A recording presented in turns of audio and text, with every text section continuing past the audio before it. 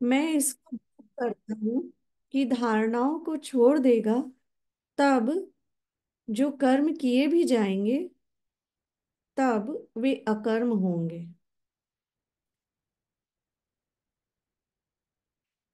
जय गुरुदेव।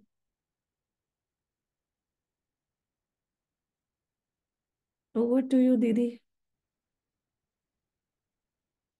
जय गुरुदेव। अब आप म्यूट कर सकते हैं, बताइए। देवानंद का एक बड़ा पॉपुलर सॉन्ग है, जो मिल गया उसी को मुकद्दर समझ लिया। वो वाला थोड़ा इसमें मेरे को लग रहा है कि वो जो देवानंद वाला सॉन्ग है, उसको बार बार हम अगर सुनेंगे तो ये योग वशिष्ठ, मेरे को लगता है ये योग वशिष्ठ ही उठाया है शायद लुधियानवी ने।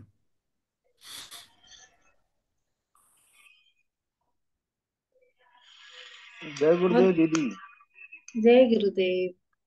अब गाने से शुरुआत की है तो मैं भी गाना बोल देता हूँ। एक राज कपूर का गाना है, सजन रे झूठ मत बोलो, खुदा के पास जाना है।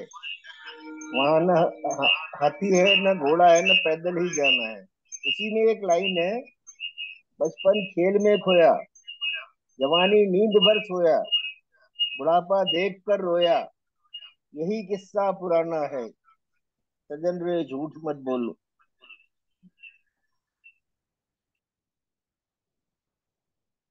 इतने सारे ऐसे गाने हैं जो इतनी गहरी गहरे अर्थ को लेके लिखे गए हैं। इसलिए हमेशा मैं ये कहती हूँ कि कविता पहले आती है, कवि बाद में। कविता आके जब चली जाती है फिर कवि आता है, फिर वो क्लेम करता है ये मैंने लिखा है। इसलिए कभी भी कविताएं, मैं हमेशा कहती हूँ, कविताएं लिखी नहीं जाती हैं, लिखवा ली जाती हैं। मेरे बहुत सारे दोस्त हैं जो बहुत सारा कुछ, एक समय था जब आने का था तो मैं लिखती थी। अभी बहुत कम लिखती हूँ। तो मेरे जो लिखने वाले दोस्तों का जो ग्रुप है वो हमेशा मुझसे कहते हैं तुम लिखो ना और लिख के पब्लिश कराओ ना। तो मैं हमेशा बोलती हूँ मैं कैसे लिखूं। और जब रात को 2 बजे भी कविता आती है ना, जितना संभव होता है, तो मैं 2 बजे उठ के भी लिख लेती हूँ, क्योंकि उसने भेजा। इसलिए ये जो कुछ है ना, ये जितनी भी इस तरह की दार्शनिक बातें हैं, वो नेचर की तरफ से, वो सूक्ष्म जो ऋषि मुनि है ना जो बातें कर रहे होते हैं, जब महाराज जनक घूम रहे होते हैं, वो सूक्ष्म ऋषि मुनि बातें कर रहे हैं सूक्ष्म संसार में। ये वो सूक्ष्म संसार में घटने वाले नॉलेज हैं, जो कभी कभी वो हमको, हम कृपा पात्र होते हैं उनकी, तो वो हमको कभी कभी दे देते हैं। ये लोग लिख के भेजा, सबको दे दो ये बात। इसलिए मैं हमेशा बोलती हूँ लिखा हुआ पे कभी किसी को क्लेम नहीं करना चाहिए, क्योंकि वो उसका खुद होता ही नहीं है। हाँ, और बताइए। तो ऐसे ही लिखे हुए बात पे है। आज एक सेंटेंस बोला जो मुझे, अज्ञे सच्चिदानंद वात्स्यायन अज्ञे, किसी ने पढ़ा है? हिंदी साहित्य में अगर रुचि रखते हैं तो सच्चिदानंद वात्स्यायन अज्ञे को पढ़िए। कमाल का लिखते हैं। उनकी एक बहुत बेहतरीन नॉवेल है नदी के द्वीप, अज्ञे की। शायद ये उसी में लिखा है। पहले मैं वो पढ़ती हूँ जो महाराज जनक कह रहे हैं। जिसे भी किसी ने दिल में बसाए रखा वह तो नष्ट हुआ ही है, साथ ही उससे और अधिक दुखी भी किया है। दिनों दिन लोग इस संसार में पाप और हिंसा के दलदल में और गहरे चल रहे हैं, और इस प्रकार उन्हें भी अधिक दुख का अनुभव हो रहा है।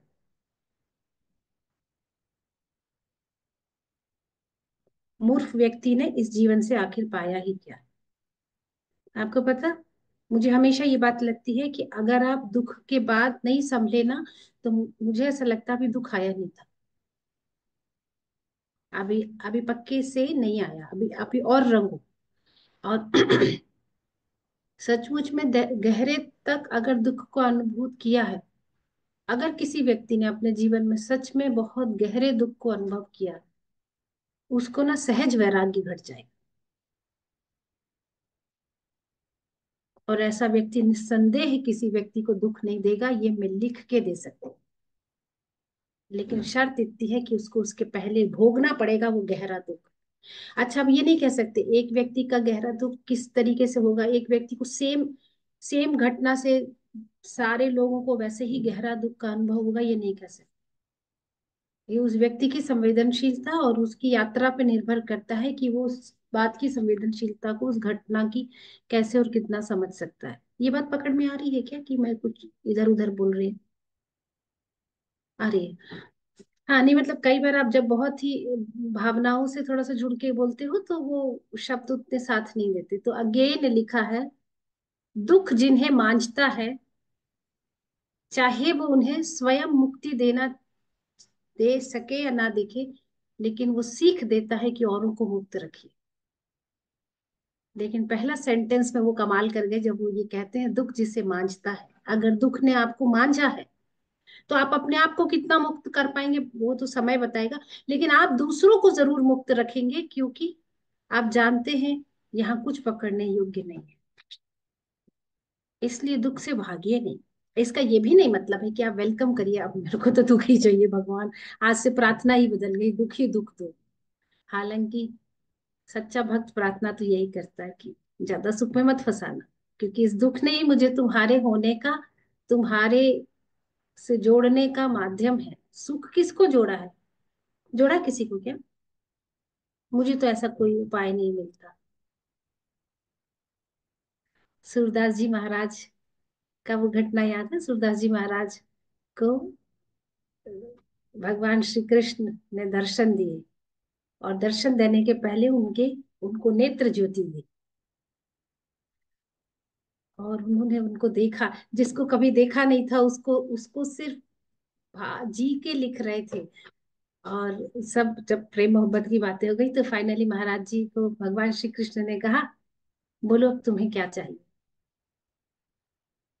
तो कहते मुझे फिर से अंधा कर दो, हो गया जो देखने योग्यता देख लिया, अभी नहीं चाहिए कुछ देखने। सच में, सच में ऐसे भक्त को क्या भगवान जन्मांध भी होगा तो क्या नहीं है यहाँ संभव? वहां परमात्मा स्वयं खड़ा होकर बोलता, और वो बोलते अभी जो देखना था देख लिया, फिर से अंधा कर दो, अब और कुछ देखने योग्य नहीं। मैं प्रसन्न हूँ अपने संधत्व में, जिसने मुझे तुम्हारी लिए, तुम्हारी तरफ जोड़ा। Yes no? तो जीवन की जो भी घटनाएं घट रही है ना, उनसे, उनको अच्छे से जीना। जो भी दिया जा रहा, अगर सुख मिल रहा है तो सुख को भी गहरे तक जी लेना, ताकि पता चल जाए कि इसकी जड़ कहाँ तक है। और दुख मिले तो दुख को भी गहरे तक जी लेना, उससे भागने की, मुझे हमेशा लगता है भागने की कोशिश नहीं करो। अच्छा ऐसा हो रहा है, ठीक है, हो रहा है, ऐसी क्या बात है? कोई भी भावना से ना एकदम ऐसे को स्किप मत करो, ये तो मेरे अंदर आ रहा है, ये मेरे अंदर क्यों आ रहा है, मेरे अंदर नहीं आना चाहिए, हो गया तो हो गया, अब मैं क्यों करूं ऐसा? नहीं, अगर आ रहा है तो उसको एग्जामिन करिए पूरी तरीके से, और अगर उसमें कुछ काम करना है तो काम करिए। और पूरा एग्जामिन करने के बाद लगता नहीं ये स्लाइड ऐसे ही मौसमी बुखार था तो चला जाएगा, लेकिन अगर ये अंदर कोई इन्फेक्शन है, डॉक्टर साहब लोगों का मदद लीजिए, और जो डोज वो बोलते हैं। ये वाला पहला चैप्टर में तो यही बात थी। एक बात मुझे आपको बताना है, जैसे ये बोले ना संसार, इस पे बहुत बार बात हुई, ये संसार बहुत बड़ा है, बहुत बड़ा है, तो मुझे याद आया कि मैंने कभी कुछ लिखा था, और जब आप लोग ये सुन रहे थे वो छोड़ के मैं ना वो डायरी ढूंढने निकली, और संयोग से इतनी सारी डायरी और इतनी मोटी डायरी के बीच में वो पन्ना मुझे मिल गया, तो वो मैं आपको पढ़ा रही हूँ, ये संसार कितना बड़ा है। शुक्ल पक्ष और कृष्ण पक्ष होते हैं, ये जानते हैं सब लोग? और अगर कोई नहीं जानता तो प्लीज हाथ उठाइए, ये तो जानना ही जरूरी। 15 दिन का शुक्ल पक्ष होता है, 15 दिन का कृष्ण पक्ष होता है। चंद्रमा जब बढ़ता है, बढ़ते बढ़ते पूर्णिमा तक शुक्ल पक्ष, और उसके जैसे अगले दिन कृष्ण पक्ष शुरू होता है तो चंद्रमा घटता है, घटते घटते अमावस्या तक, no moon, full moon and no moon, ठीक है, टोटल 30 डेज। इसको एक महीना कहते हैं, जिसको एक, इसमें एक चंद्रमान मास कहते हैं, चंद्रमान चंद्रमा के हिसाब से महीना, ठीक है, अपन उसी को फॉलो करते हैं। फिर उसके बाद होता है उत्तरायण और दक्षिणायन। दक्षिणायन, अभी भगवान सूर्य उत्तरायण में प्रवेश करते हैं कब? मकर संक्रांति के दिन। ये बात सबको पता है मकर संक्रांति क्यों मनाई जाती है? ऐसे तो हर हर महीने संक्रांति होती है। सूर्य, आवाज कट रही है। मेरी आवाज कट रही है? नहीं ठीक है दीदी। अच्छा दीदी, आपका नेटवर्क चेक करना होगा। भगवान संक्रांति मतलब संक्रमण करना, और सूर्य को सबसे इंपॉर्टेंट ग्रह माना गया है ज्योतिष में, क्योंकि वो नवग्रह मुख्य है, सोलर मंडल का अधिपति है, और उससे भी कहीं ज्यादा वो आत्मा का प्रतीक है। तो सूर्य जब संक्रमण करता है किसी एक राशि से दूसरी राशि में, उसको संक्रांति कहते हैं। लेकिन जब सूर्य मकर राशि में प्रवेश करता है तो उसको बोलते हैं मकर संक्रांति। और इस तरह से सूर्य एक महीना एक राशि में रहते हैं, ठीक है। तो 6 महीने तक मकर राशि से लेकर 6 महीने तक, मकर के बाद आएगी कुंभ, कुंभ के बाद आएगी मीन, मीन के बाद आएगी मेष, मेष के बाद आएगी वृषभ, और वृषभ के बाद आएगी मिथुन। मिथुन राशि तक, मकर से मिथुन राशि तक के बीच में उत्तरायण कहलाता है। और उसके बाद जो आता है कर्क राशि से लेकर के धनु राशि तक, ये उत्तरायण कहलाता है। 6 महीने, 6 6 महीने मान लीजिए। ये तो क्लियर हो गया ना? ठीक है। तो उत्तरायण और Dakshinayan, 6 month plus 6 month is equal to 1 वर्ष, ठीक है। जो हमारा एक लूनर ईयर होता है, वो जो होता है पितरों का एक दिन होता है, एक दिन और एक रात, ठीक है।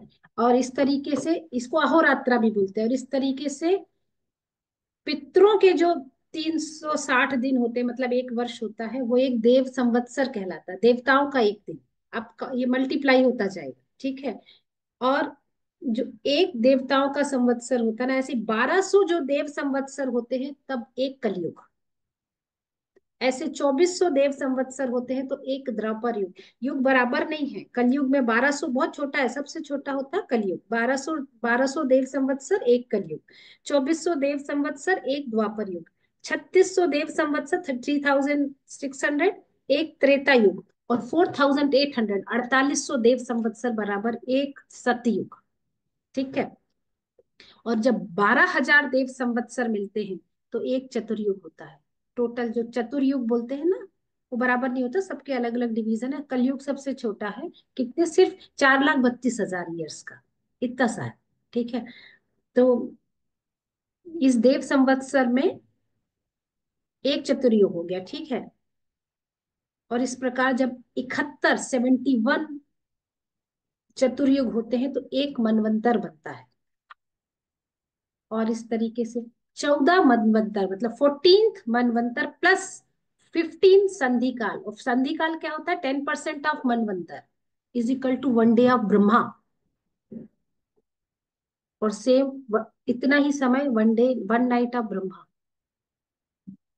अभी आप देख लीजिएगा, हम अपना कंपैरिजन सोलर सिस्टम से करते हैं ना, ये ग्रहों के है, मैं ये पृथ्वी ये है और पृथ्वी में ये हम है। ये तो ये तो बहुत ही छोटा है कैलकुलेशन जिसको हम कर रहे हैं। समय की गणना कितनी बड़ी है ना। और इस वक्त हम जिस संवत्सर में चल रहे हैं वो 7वां संवत्सर है, जिसको बोलते हैं वैवत्सर संवत मनवंतर। जिस मनवंतर में चल रहे हैं उस मनवंतर का नाम है वैवत्सर मनवंतर। पंडित जी लोग पूजा कराते समय इसका उपयोग करते हैं, है ना। जब वो जीपीएस के द्वारा जजमान को लोकेट करते हैं कि कहाँ से बैठ के ये व्यक्ति प्रार्थना कर रहा है, इसका जीपीएस कैलकुलेट किया जाए। इतना बड़ा समय का गणना है। और ये सब बदल रहा है। इस वक्त जो ब्रह्मा है का दोपहर चल रही है ब्रह्मा जी की, जिसमें हम अभी हैं, और बड़ी लंबी चलने वाली है ये, है ना। और इसके मैनेजमेंट के लिए ना ऋषियों को डिपार्टमेंट दिया गया। जैसे एक सरकार बनती है तो एक सरकार में मंत्री होते हैं, तो कुछ ऐसे ऋषि हैं जिनका परमानेंट है कार्यकाल, वो कभी ब्रेक नहीं होगा ब्रह्मा जी का, लेकिन मतलब इस मनवंतर में, है ना। जबकि एक हर मनवंतर के बाद ऋषियों का कार्यकाल बदल जाता है। तो इसमें अत्रि ऋषि और महर्षि वशिष्ठ का जो परमानेंट है, ये जब तक ब्रह्मा जी का एक दिन एक रात कंप्लीट होगा तब तक ये परमानेंट कार्यकाल में रहेंगे। कौन? अत्रि ऋषि और महर्षि वशिष्ठ। महर्षि वशिष्ठ जिनको हम सुन रहे हैं और अत्रि ऋषि वो पूज्य गुरुदेव जी का जो गोत्र है। पूज्य गुरुदेव जिस ऋषि की परंपरा में जाके उन्होंने डिसाइड किया जीवन लेना, महर्षि अत्रि, आत्रेय गोत्र है पूज्य गुरुदेव का ना। तो अत्रि ऋषि के गोत्र से है। बाकी जितने भी जो कश्यप हैं, जमदग्नि है, जितने भी ऋषि हैं, वो सब बदलते करते। तो अब आप देख लीजिए किस लेवल पे ये टाइम की गणना है और किस लेवल पे ये टाइम है, और हम कहाँ परेशान हो रहे हैं। हालांकि टेम्परेरी था ये जानना, बट जानना जरूरी है कि ये क्या होता है। सुरुचि बोल रही थी, जो मेरे पास नहीं उसे पाने की मुझे इच्छा नहीं, और जो इस पूरी कहानी में ना ये बात आ रही है नेचुरल रिदम की। ऐसा नहीं है, हर व्यक्ति की नेचुरल रिदम अलग है। जैसे मेरे लिए बिना किए जीवन में सहज कुछ नहीं होता। मेरे ग्रह नक्षत्र जो भी है उसमें मुझे करके ही मेरे को नेचुरली आनंद मिलता है। कुछ ऐसे भी लोग हो सकते हैं जिनको बिना किए नेचुरली, मतलब उनका इतना करना कराना हो चुका भी, उनको बिना किए आनंद मिल रहा है। तो उनको जबरदस्ती अगर आप करने में लगाएंगे तो उनके लिए वो असहज हो जाएगा। ये बात पकड़ में आई क्या? इसलिए आप एक तरह से लोगों को जज नहीं कर सकते। ओवरऑल महर्षि जनक कह रहे हैं, महर्षि वशिष्ठ जो बात बताना चाह रहे हैं वो ये कहना चाह रहे हैं, अपनी रिदम को पहचानो। अगर तुम्हारे लिए करना ही है तो अपने आप को थोड़ा कीनली ऑब्जर्व करिए, क्या करके आनंदित होते हैं और अपनी सोर्स को कनेक्ट करते हैं। क्या करके सुख मिलता है की बात नहीं कर रही, क्या करके आनंद मिलता है, और ऐसा क्या है जिसको करने के बाद आपको, आप अपने जो अखंड सत्ता है उसका अनुभव कर पाते हैं। वो करना आपके लिए श्रेष्ठ है, और ना करना वो आपके लिए पाप है, क्योंकि वो आपको कहीं नहीं लेके जाएगा। लेकिन ये सबकी व्यक्तिगत जर्नी अलग है। कुछ लोग कर चुके, अब नहीं करना उनको। इस बात को अलग अलग परिप्रेक्ष्य में देखा जाए तो एक 12 साल के बच्चे से अलग उम्मीद रखी जाती है, 8 साल के बच्चे से अलग उम्मीद रखी जाती है। उम्मीद रखी नहीं जा सकती, उसका अलग काम ही है, आप उम्मीद रखें ना रखें।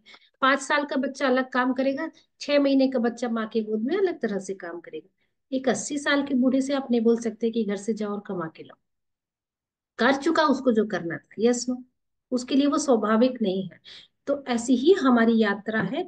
तो अब हमको अल्टीमेट पर्पस है यात्रा का, उस ईश्वर को जाके प्राप्त, उस अंतिम उद्देश्य को प्राप्त करना जिसके लिए आत्मा ने इतना लंबा चक्कर लगाया।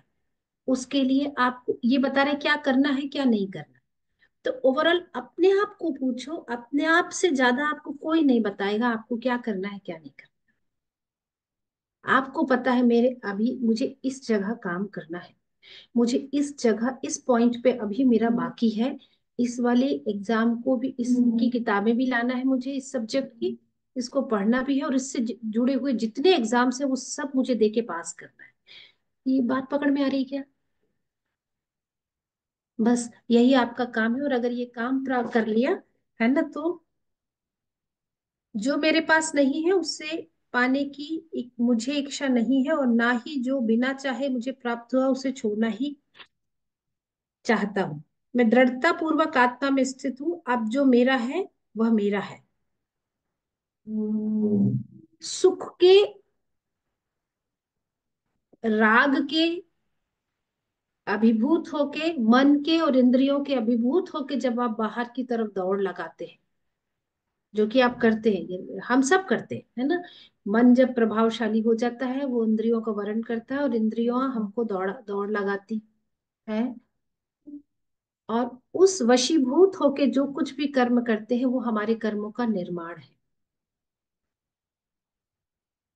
स्वभावतः जो मैं करता हूँ, जो करने के लिए ही मैं इस संसार में आया हूँ, वो मेरा सहज कर्म है, और इससे मुझे कोई कर्म नहीं लगता।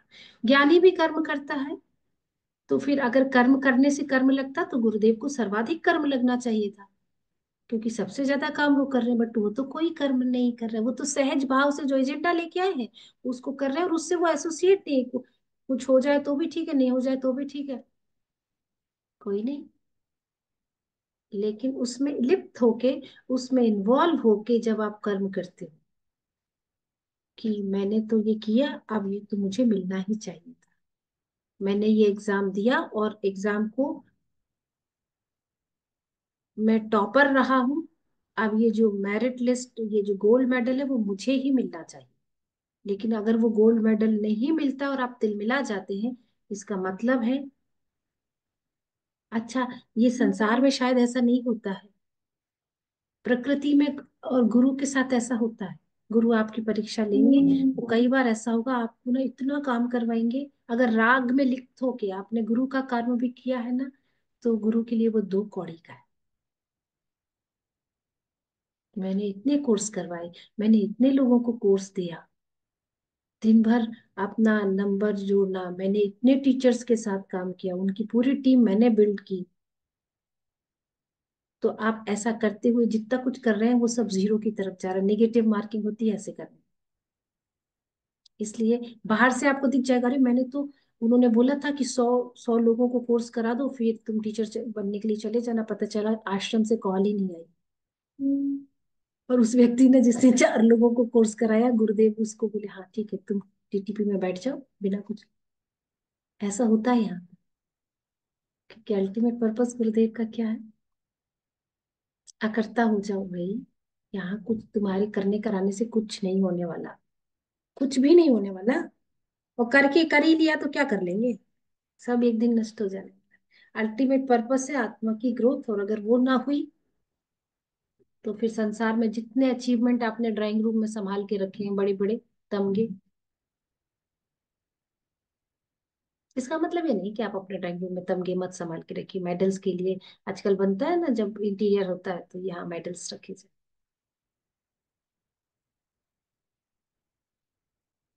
मेडल की कीमत पे नहीं, जो मेडल आपको मिलना है वो आप खुद को खुद ही दे लेंगे अगर आप सच में उपलब्धि, हाँ यार ये मेरा प्रॉब्लम था, मैं इससे जीत गया। वो जो गोल्ड मेडल आप अपने आप को देंगे ना, वो मेडल बहुत बड़ा होगा। आप संसार की परीक्षा में भी उत्तीर्ण हो, खूब अच्छे अच्छे मार्क्स से हो, मेरिट में आए, लेकिन भीतर की का एग्जाम जब हो, भीतर से जब आवाज आए, भीतर से जब कुछ बात हो, उसमें फेल नहीं होना चाहिए।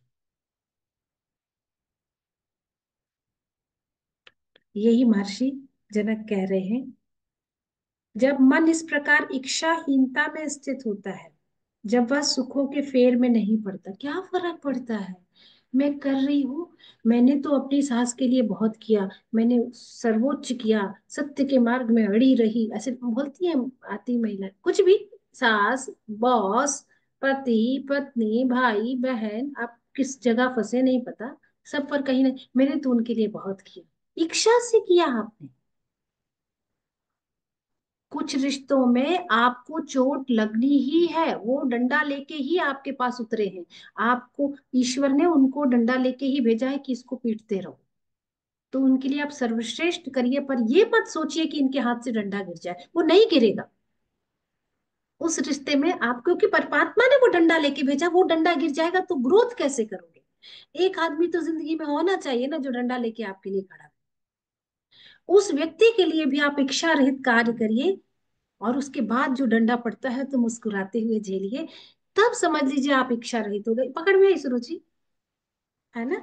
तो इच्छा रहित का मतलब कि अब मैं अच्छा ही कर रही हूँ इसलिए इनका डंडा हाथ से गिर जाएगा, अब ये मेरे साथ अच्छा व्यवहार नहीं करेंगे भाई, वो आपके साथ अच्छा व्यवहार, उनका रोल ही ऐसा सेट है।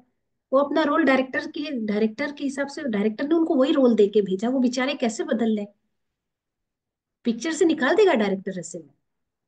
एक लाइन बदल लेते हैं तो डायरेक्टर बोलता है तुम आओ, तुम होते कौन हो, तुम सिर्फ कैरेक्टर में रहो और यही बोलना है तुमको। हाँ, कभी कभी डायरेक्टर रोल, कभी कभी कुछ कुछ अच्छे डायरेक्टर होते हैं ना, वो बोलते हैं कि ये इतना इतना है, इसके बाद तुम इस रोल को जितना इम्प्रोवाइज कर लो तुम कर लेना, इसके आगे छूट है। एक बार दिव्या दत्ता बता रही थी, मुझ मेरी बेहतरीन अदाकारा है दिव्या दत्ता, जानते हैं? बहुत पसंद है मुझे। वो अपने इस रोल में बता रही थी किसी एक की, वो वाले रोल में ऐसा था, उन्होंने कहा ये तक तो ठीक है, उसके बाद तुम देख लो क्या करना है। और उसके बाद उन्होंने अपने मन से कुछ ऐसे, भाग मिल्खा भाग का सीन था वो। तो उन्होंने अपने मन से वो एक सीन क्रिएट किया था, जब वो ऑर्नामेंट देता है मिल्खा उनको और वो उनको सैल्यूट करती है, वो उन्होंने अपने मन से, डायरेक्टर ने उनको बोला था इतना तुम कर दो, इसके बाद इम्प्रोवाइज कर लो अपने रोल। समटाइम्स मास्टर नेचर हमको हमारे रोल को इम्प्रोवाइज करने का मौका देता है। उस वक्त ऐसा इम्प्रोवाइज करो कि वो वाला सीन सबसे ज्यादा हिट हो। लेकिन अगेन इच्छा रहे, हर वो चीज जिसमें आपने इच्छा को जोड़ा है, दुख तय है। अभी नहीं तो बाद में, बाद में नहीं तो बाद में, नहीं तो बाद में, एंड रिजल्ट उतना अच्छा नहीं होगा, है ना? जब वह सुखों के फेर में नहीं पड़ता, जब शरीर और उसके सभी अंग अपना सामान्य कार्य करते हैं, तो कर्म और अकर्म का अर्थ या महत्व समान होता है। सब अपना अपना, कभी पेनक्रियाज नहीं बोलता आज मैं लीवर का काम, और अगर उसको दे दिया जाए तो लीवर बेचारा कंफ्यूज पेन। अगर ये लोग अपना रोल एक्सचेंज कर ले तो क्या हाल होगा, बताओ जरूर जी।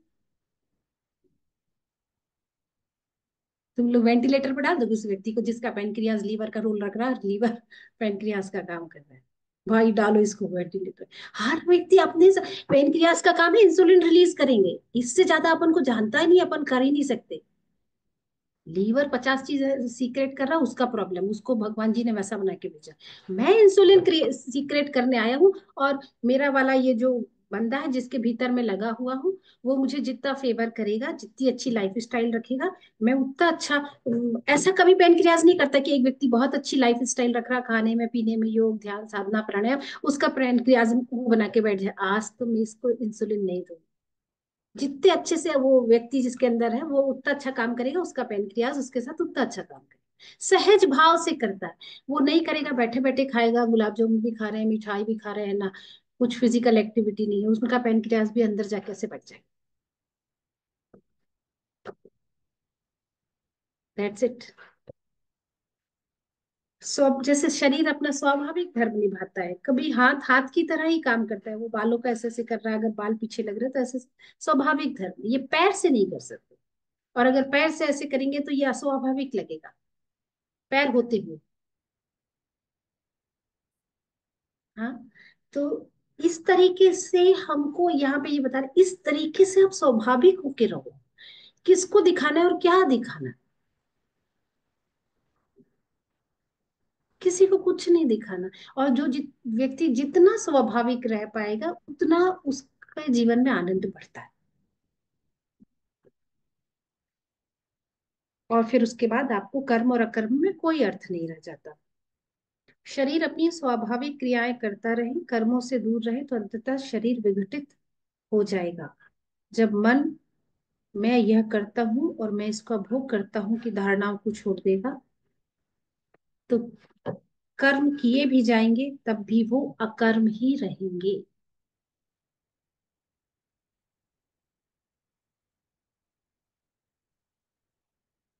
स्वाभाविक है। अरे ठीक है, आर्ट ऑफ लिविंग आप टीचर हैं तो आप जाइए, आर्ट ऑफ लिविंग टीचर का रोल कर रहे हैं तो आप जाके पीछे दरी में नहीं बैठेंगे, आप जाके वहां जो व्यास गद्दी है वहीं जाके बैठे, लेकिन उस उतनी देर के लिए बैठेंगे जितनी देर के लिए आप कोर्स ले रहे हैं। आप एक डॉक्टर हैं तो अब अगर आप यहाँ हॉस्पिटल में हैं तो हॉस्पिटल में जो आपका केबिन है, आप उसी फ्रंट जो उसी सीट पे बैठेंगे, वो आपका स्थान है। और उस स्थान में बैठ के जो कर्म आपको करना है वो लेकिन वो घर भी जाके अगर आप आर्ट ऑफ लिविंग टीचर ही बने रहे, साइंटिस्ट ही बने रहे, डॉक्टर ही बने रहे, तो प्रॉब्लम है। मम्मी के सामने मम्मी बनना पड़ेगा, स्वाभाविक कर्म है। और जो लोग जो रोल मिक्स करते हैं वो एक्चुअली अस्वाभाविक हो जाता है, और वही संताप शुरू होता है, और वही संताप कष्ट का कारण। हम्म, इतना ही बोलना चाह रहे हैं। ये मैसेज है कि कोशिश करिए इस बात के लिए कि, बाप रे 140 हो जाएगी तो, बस इतना ही। आप कुछ कहना चाहते हैं अगर मैंने कुछ छोड़ा हो तो?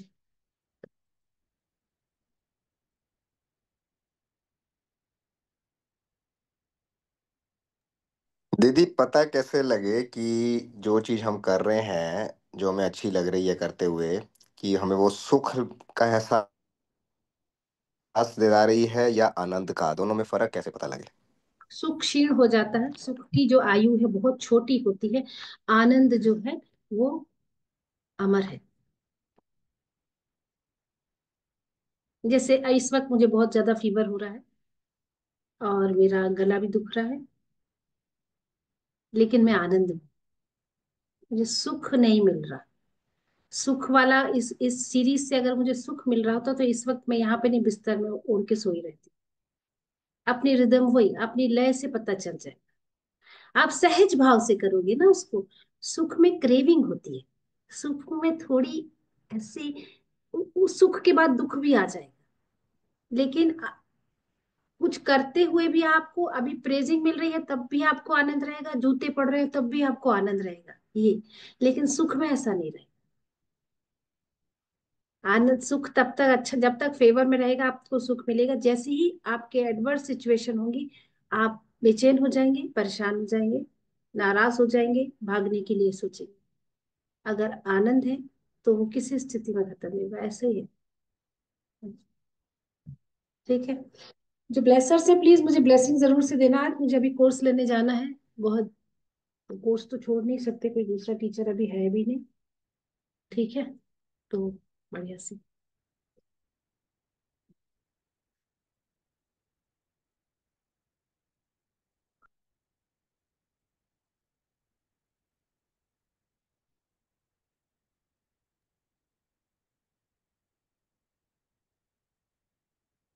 जय गुरुदेव।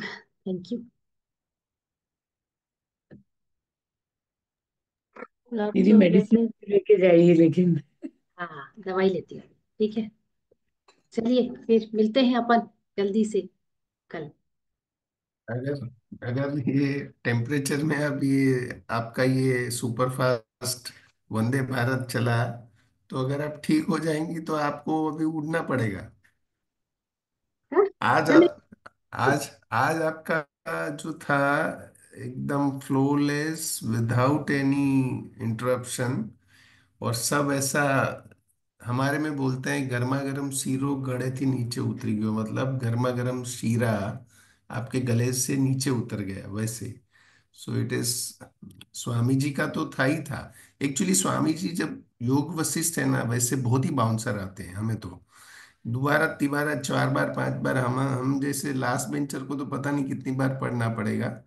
पर फिर भी ये मैंने मैसेज भी दिया है, ये जो योग वशिष्ठ है जो मन पे असर कर रहा है वो मैक्सिमम है। और मेरे ख्याल से काफी धारणाएं जो हमारी, हम ये नहीं बोल रहे हैं हम मतलब ऐसे वाला नहीं बोल रहा हूँ, पर मुझे लग रहा है कि काफी जो चीजें जो हमें अभी तक समझ में नहीं आ रही थी सूक्ष्म, अभी धीरे धीरे एटलीस्ट कुछ दिख रहा है कि हाँ हाँ ऐसा कुछ हो सकता है।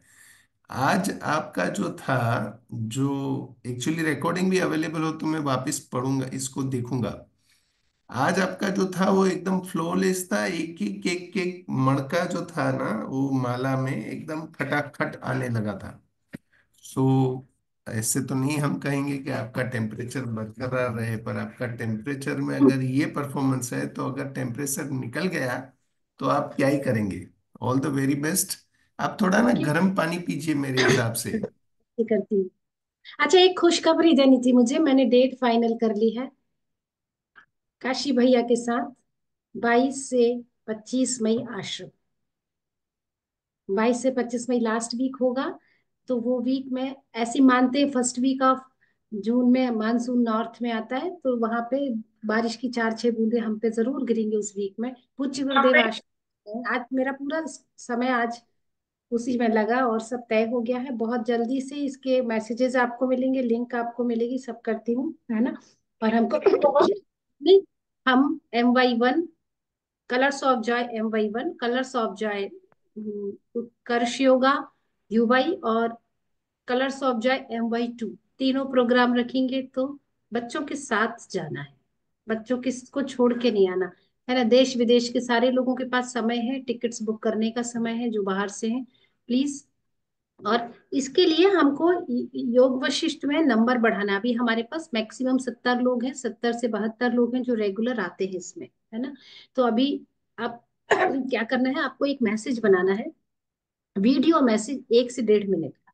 जैसे अभी राजीव भैया ने बोला कि इस योग वशिष्ठ में आपका मन पे इतना, मैंने मन पे काम और किसी ग्रंथ पे मेरे मन पे नहीं हुआ जितना इस योग वशिष्ठ से हो रहा।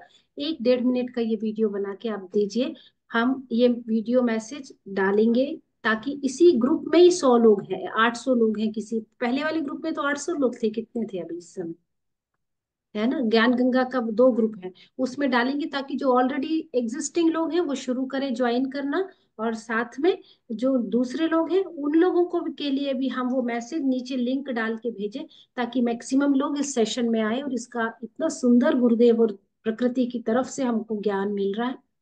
तो और वो सभी लोग मिलके फिर गुरु यात्रा में भी जाएंगे ना, गुरु सानिध्य यात्रा, है ना। तो last week of May free रखना, हम सब मिलके,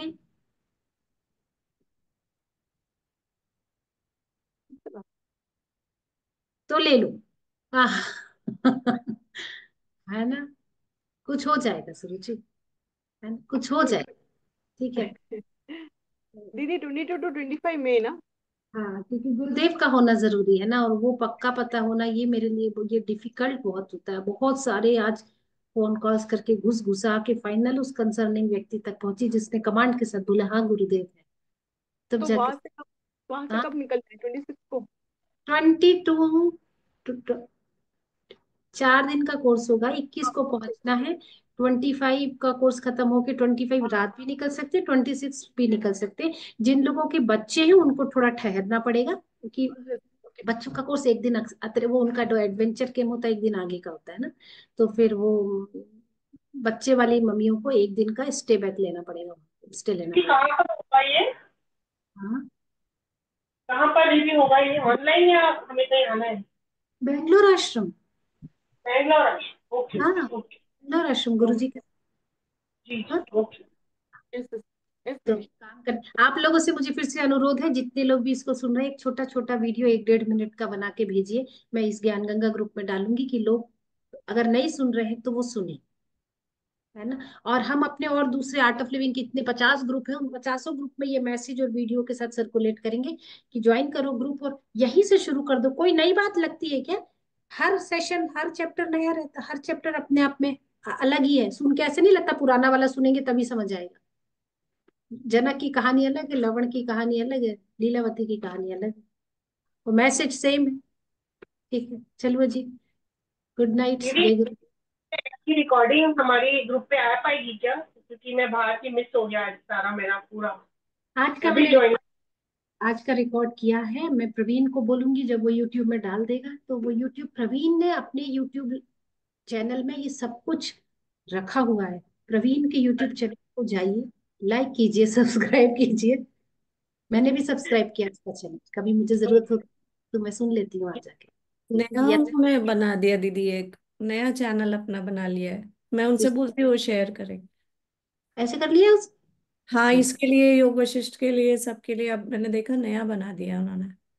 उसको पूछ के करो ना क्या कर रहा है वो, है ना, ठीक है। आज अच्छा था क्योंकि तो थोड़ा हम लोगों की नॉलेज रह गई, आज मिल जाएगी हमें। सुरुचि पता करके भेजेंगी प्रवीण से ना, क्या क्या है। श्रुति दीदी, can I ask you one thing? मेरी एक लड़की से बात हुई अभी, हम लोग एडवांस कोर्स करे गिरीन भैया के साथ, तो I was doing some calling सेवा। She is in Pune, she wants to do happiness program, वो पहले करी है बट शी इज फॉरगॉटन। तो कोई कांटेक्ट नंबर है किसी पुणे में टीचर का? पुणे में? हाँ, एकदम। पुणे से कोई है क्या यहाँ पे? अभिषेक जी जी ये होंगे। दीपाली है, दीपाली, दीपाली जल्दी से टेक्स्ट मैसेज करो, अभी जूम पे मैं मीटिंग ऑन करके रखी हूँ।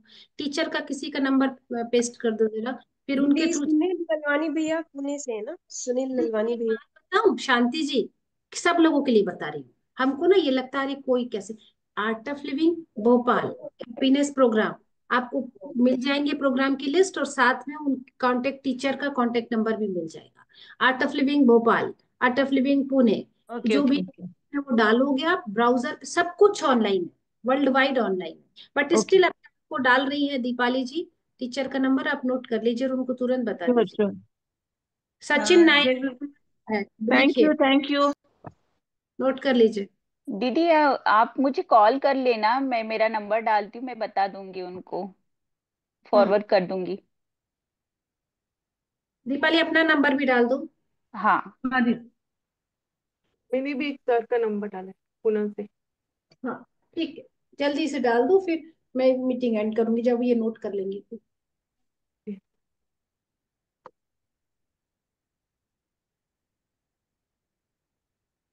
दीदी बैंगलोर में एडवांस कोर्स भी होगा कुछ 4 दिन में? हाँ, हम मम्मी पापा जितने हैं वो 18 साल से ऊपर वाले सारे लोग जो है वो एडवांस कोर्स में रहेंगे। 13 से 17 साल का बच्चा है, अगर उसने मेधा योगा किया हुआ है तो वो बच्चा मेधा योगा 2 एडवांस कोर्स करेगा, और नहीं किया है तो मेधा योगा लेवल 1 करेगा। इसलिए बेटी को अभी करा दो उसको मेधा योगा लेवल 1, ऑनलाइन ही कहीं भी करा, मार्च में हम लेंगे ऑनलाइन, उसको करा देना, सुदर्शन क्रिया दे देना, ताकि वो एडवांस कोर्स, इन लोगों का मौन होता है, साइलेंस होता है, इनको सेवा होती है, तो वहां आश्रम जाओ तो एडवांस कोर्स के MY2 के लिए जाए बच्चा, है ना, नहीं है तो MY1 के लिए। और 8 साल से 12 साल के बच्चे कलर्स ऑफ जाए, उत्कर्ष योगा के लिए जाए। उससे भी छोटा कोई बच्चा है तो कर लीजिएगा, कुछ करेंगे, ट्यूशन कोर्स होता है एवरी सैटरडे संडे वहां पे, इन ट्यूशन कोर्स में भी बिठा दीजिएगा अगर नहीं किया है तो, ऐसे कर लीजिएगा कुछ। ठीक।